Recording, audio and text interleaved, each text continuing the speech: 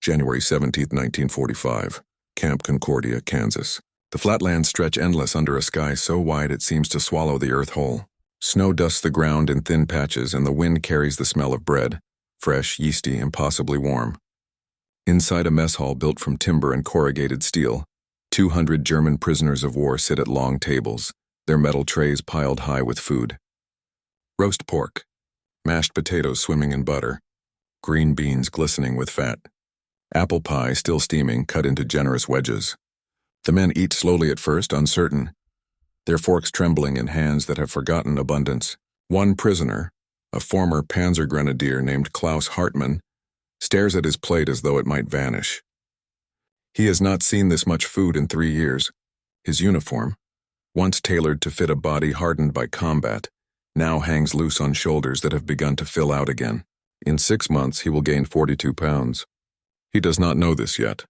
He knows only that the bread is warm, that there is more where this came from, and that somewhere across the Atlantic his younger brother is eating tree bark to survive. This is not a story of cruelty. It is not a story of kindness either. It is a story of collision between ideology and reality, between myth and abundance, between what the Third Reich promised its soldiers and what America revealed without words. Between 1942 and 1946, nearly 400,000 German prisoners of war were held in more than 500 camps across the United States. They arrived expecting brutality. They found something far more destabilizing: plenty, in camps from Texas to Wisconsin, from Louisiana to Idaho. Wehrmacht soldiers encountered a vision of prosperity so overwhelming, so casually displayed, that it shattered the foundational narratives of National Socialist ideology. They gained weight, sometimes 30, sometimes 50 pounds, while their comrades on the Eastern Front scraped frozen horse meat from the bones of animals dead for weeks. They worked on farms, earned wages, attended movies, and ate meals that would have fed entire German families for a week. And in the quiet hours between labor and sleep, many of them began to understand that everything they had been told about America, about democracy, about the weakness of decadence, was a lie wrapped in starvation. The bread became the symbol. Simple, elemental, white bread, sometimes wheat, always soft, always available. To a German soldier raised on Schwarzbrot and wartime rations that grew thinner with each passing year, American bread was an impossibility. It appeared at every meal. It sat in baskets, replenished without limit. Prisoners could take 2 slices, 3, 4. No one counted. No one stopped them. In the Reich, bread had become a calculation, a unit of survival measured in grams and queued for in lines that stretched through bombed-out streets. Here it was casual, wasteful even, and that carelessness spoke louder than any propaganda film ever could. The journey to this realization began not in Kansas, but in North Africa, in the sand and blood of Tunisia and Libya, where Erwin Rommel's Afrika Korps fought and ultimately fell. By May 1943, nearly 275,000 Axis soldiers surrendered to Allied forces. They were exhausted, sunburned, skeletal. Their rations had been reduced to hardtack and canned fish that tasted of rust. Many had not eaten meat in months. When the first waves of prisoners arrived in the United States, transported by ship across an ocean the Kriegsmarine had failed to dominate, they expected camps modeled on the horrors they had been taught to anticipate. The Geneva Convention was, in their understanding, a piece of paper ignored by enemies too weak to fight honorably. They expected labor unto death, starvation rations, brutality disguised as discipline. Instead, they stepped off transport trucks into compounds where the mess halls smelled of frying bacon. The dissonance was immediate and profound. Prisoners arriving at Camp Hearn in Texas, Camp Clarinda in Iowa, Camp Ruston in Louisiana, found themselves confronted with a material reality that contradicted every lesson of their indoctrination. They had been told that America was a nation of mongrels and degenerates, weakened by democracy, crippled by Jewish influence, its industrial capacity a mirage sustained by exploitation. They had been assured that the Reich's strength lay in its purity, its discipline, its willingness to sacrifice for the folk. Yet here they stood, surrounded by guards who were well-fed, clean-shaven, and utterly uninterested in cruelty. The camps themselves, though Spartan, were orderly, heated in winter, cooled by shade in summer. There were medical facilities staffed by actual doctors. There were libraries. There were sports fields where prisoners played football under the supervision of guards who seemed more bored than brutal. And there was food. Astonishing, relentless, almost obscene quantities of food. The United States War Department, bound by the Geneva Convention and eager to model the treatment it hoped American POWs would receive in German hands, mandated that prisoners receive the same rations as American enlisted men. This was not a gesture of generosity. It was policy. But to men who had lived for years on Wehrmacht rations that by 1943 had dwindled to 1,500 calories a day, then 1,200, then less, it felt like a fever dream. Breakfast: eggs, sausage, toast, butter, jam, coffee with sugar and cream. Lunch: soup, sandwiches, fruit, milk. Dinner: meat, potatoes, vegetables, dessert. The portions were not symbolic.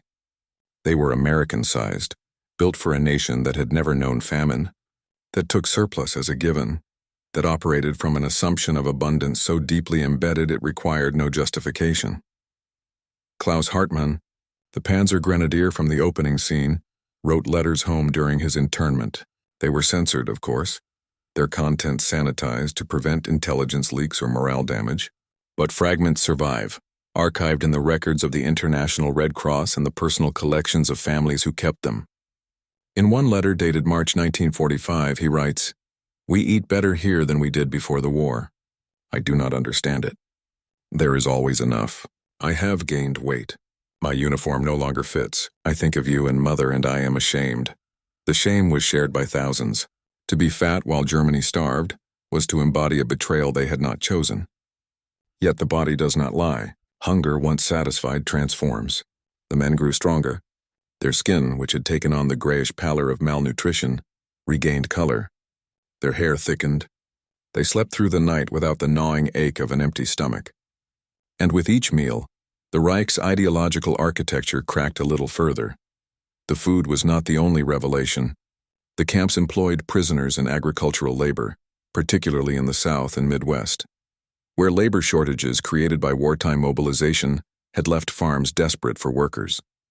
Under the Geneva Convention, prisoners could be required to work, though officers were exempt and enlisted men could not be used in direct war production. The solution was farm work, harvesting cotton in Mississippi, picking fruit in California, tending livestock in Nebraska. Prisoners were paid 80 cents a day in scrip, a symbolic wage that could be spent in camp canteens on cigarettes, candy, soap, and other small luxuries. To men who had spent years in an economy of scarcity, even this token payment was revelatory. They could choose what to buy. They could save. They could express preference. These were freedoms so minor as to be invisible to their American captors. But to prisoners raised in a system where individual choice had been subordinated to the collective will of the state, they were intoxicating. On the farms, they encountered another layer of America's abundance. The fields were vast, mechanized, productive beyond anything they had seen in Germany. Tractors, harvesters, irrigation systems, all operating at scales that dwarfed the small plots and horse-drawn plows common in the Reich. The farmers themselves, often elderly men or women whose sons had gone to war, treated the prisoners with a pragmatic cordiality. There was work to be done. The prisoners did it. In return, they were fed.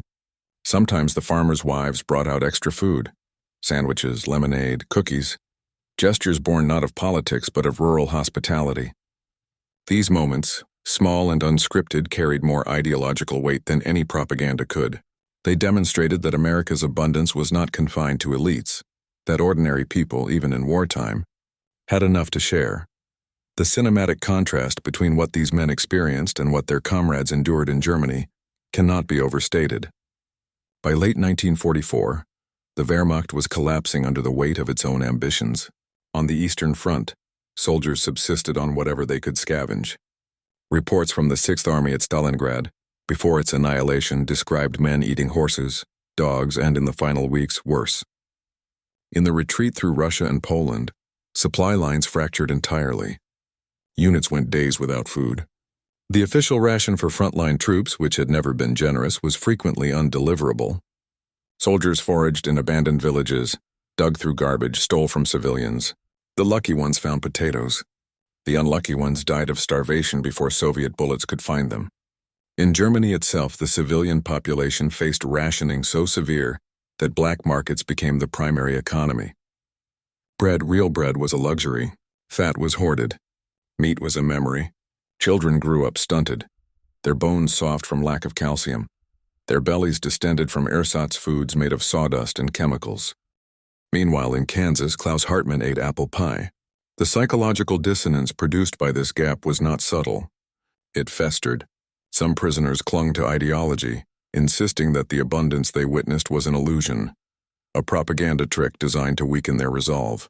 These were the hardliners, often younger soldiers who had been fully indoctrinated in the Hitler Youth, who saw the camps as a test of faith. They organized themselves, enforced loyalty to the Reich, and occasionally committed acts of violence against fellow prisoners suspected of collaboration or ideological wavering. At Camp Tonkawa in Oklahoma, a group of fanatical Nazis beat a fellow prisoner to death for expressing pro-American sentiments. Such incidents, while relatively rare, illustrated the depth of ideological fracture within the prisoner population. For every hardliner who clung to the myth of German superiority, there were 2 or 3 others who quietly, privately began to question. The transformation was not immediate. It was incremental, accumulating over months of mundane interactions. A guard who shared a cigarette, a farmer who asked about a prisoner's family, a mess hall that never ran out of food, a library stocked with books, including German classics that had been banned or burned in the Reich, a radio broadcast uncensored, describing the progress of the war without the hysterical triumphalism of Goebbels' propaganda. Each small exposure to American normalcy chipped away at the narrative these men had carried across the ocean. They had been told that democracy was chaos, that freedom was weakness, that a nation built on individualism could never withstand the disciplined might of totalitarianism. Yet here was a democracy that fed its enemies, that treated prisoners according to law, that operated with a casual confidence born of overwhelming strength. The contradiction was destabilizing. The weight gain, documented in Red Cross reports and camp medical records, became a physical manifestation of this ideological collapse. An average Wehrmacht soldier in 1945 weighed between 130 and 150 pounds, his body wasted by years of inadequate nutrition. By contrast, German POWs in American camps often gained 30 to 50 pounds during their internment, sometimes more. Photographs taken at liberation and repatriation show men who are almost unrecognizable, broad-shouldered, full-cheeked, healthy. They look like civilians, not soldiers. They look fed. And when they returned to Germany after the war, landing in a country reduced to rubble and starvation, the gap between their experience and their countrymen's was unbridgeable. They were resented, called traitors, accused of having abandoned their duty while Germany suffered. The irony, bitter and complete, was that their captivity had been more humane than their service. The bread continued to appear. At every meal in every camp, the baskets were full. Prisoners began to take it for granted. They stopped marveling at it. They stopped hoarding it. They became, in a small but significant way, American in their assumptions. This was the most profound transformation of all. Not a rejection of Germany, but an internalization of abundance as normal. The Reich had taught them to think in terms of scarcity, to accept that sacrifice was noble, that suffering was the price of greatness. America, without preaching, demonstrated the opposite. Greatness, it seemed, could coexist with comfort. Strength did not require starvation. Victory was not built on the broken bodies of the folk, but on factories that produced more than enough, on farms that fed both soldiers and civilians, on a system that, for all its flaws, functioned without devouring its own people. This was not a narrative the American government actively promoted.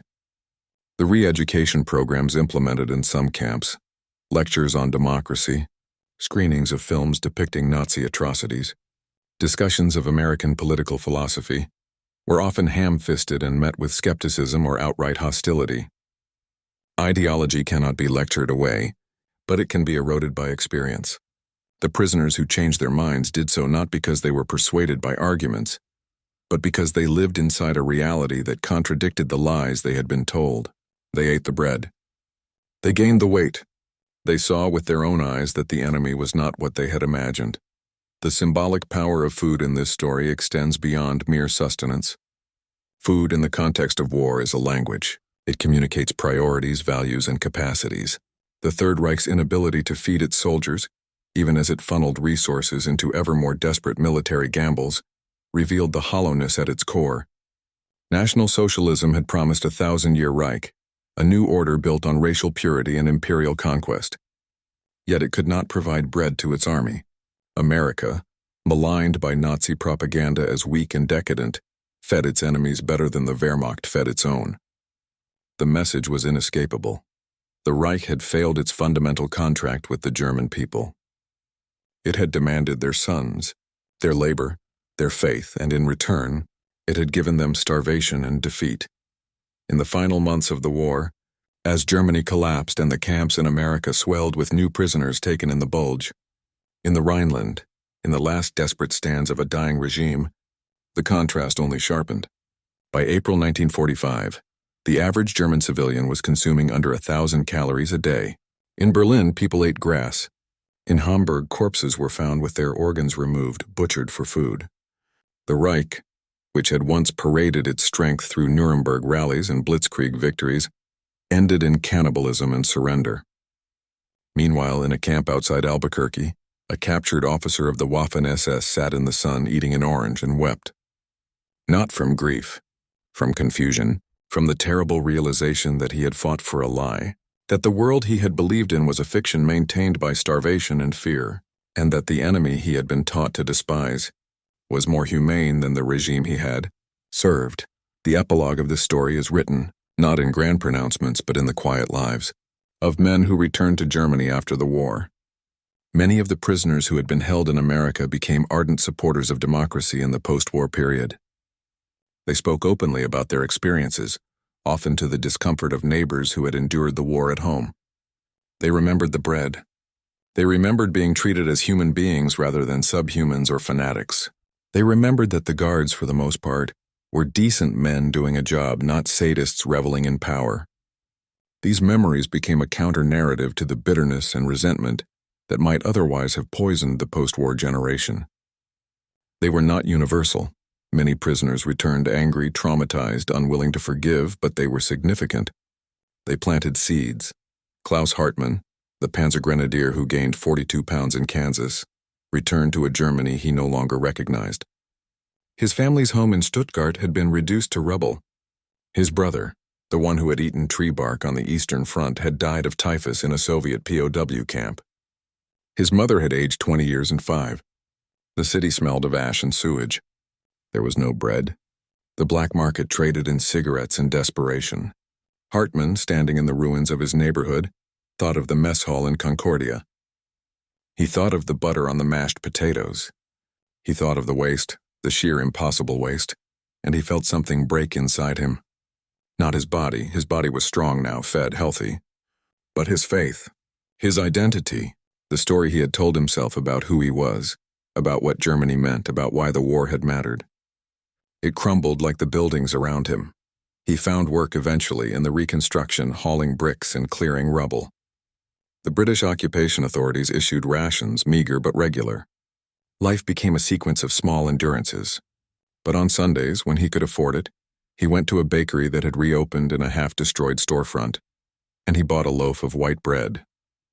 It was not as soft as the American bread. It was not as plentiful, but it was bread, and eating it, alone in a rented room with walls pocked by shrapnel, he remembered what it felt like to believe the world could be generous. That memory, fragile and bittersweet, was the only thing he brought back from captivity that mattered. The story of Wehrmacht prisoners gaining 40 pounds in American camps while their army starved is not a story of American virtue. It is not a story of German villainy. It is a story of systems, of ideologies tested against the material world, of what happens when the promises of totalitarianism meet the casual abundance of a functioning democracy. It is a story about bread, its presence, its absence, its meaning. And it is a story about the body's honesty. A man can lie to himself. A regime can lie to its people. But hunger does not lie. Satiation does not lie. The 40 pounds gained in Kansas, in Texas, in Louisiana were a truth written in flesh, undeniable and permanent. They were proof that the Reich had failed, not on the battlefield alone, but in the most fundamental measure of a state's legitimacy, its ability to feed the people it claimed to serve. In the end, the most damning indictment of National Socialism was not delivered by Allied prosecutors at Nuremberg, or by historians dissecting its atrocities. It was delivered by the bodies of men who had believed in it, who had fought for it, and who discovered, in captivity, that their enemy had more humanity, more generosity, more simple decency than the regime they had sworn to defend. They learned this not through lectures or propaganda, but through the daily, unremarkable act of eating. And that lesson, absorbed through thousands of meals in hundreds of camps across years of imprisonment, became a quiet revolution. Not loud, not celebrated, but real.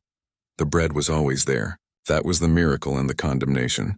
In a world at war, in a conflict that consumed 50 million lives, in the shadow of genocide and total war, there was always enough bread. Not because America was perfect, it was not.